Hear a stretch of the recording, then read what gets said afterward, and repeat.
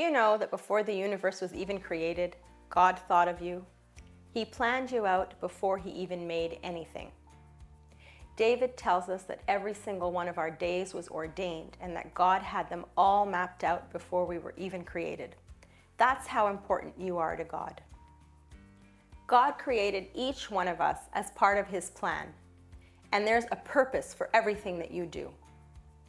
Do you know that he says the very hairs of our head are numbered? Imagine that, the very hairs. Not a single one falls without God knowing about it. How much more important are you to him? We know that all the flowers, even the blades of grass, each one of them accounted for. Every single flower dressed and prepared by God.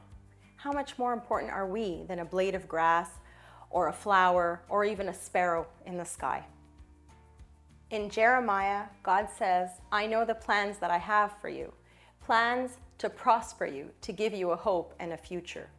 You are an important part of God's plan. Everything that you do is a part of the grand scheme that he has created. We are very important. Every single one of us, known by him, planned out by him, created by him for his purpose.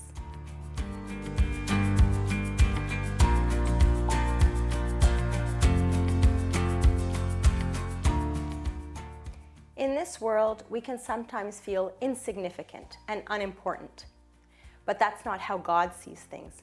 Just look at Ruth.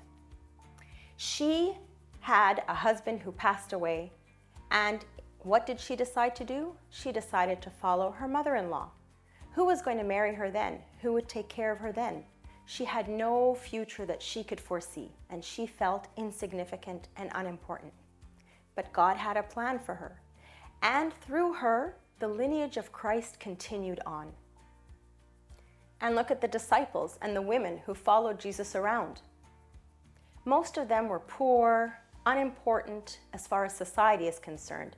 Tax collectors, beggars, prostitutes, not people who were educated or given any significance by this world. But God had a plan for each and every one of them. Through them, his message spread throughout the entire world. That's the type of plan that God has for you. In Corinthians, Paul tells us that God chooses the foolish things of the world in order to prosper his plan. Not the things that this world judges to be mighty, but the things which God looks at, because he looks at the heart. So what does God have in plan for you? What does he have in store for your purpose? He has it all mapped out. Don't let yourself be measured by what this world can measure. It's insignificant compared to the plan that God has in place for you. Remember that you are made in his image, that you are a child of God, that you are his heir, and everything he created is good, and you are an important part of his plan. Never forget that.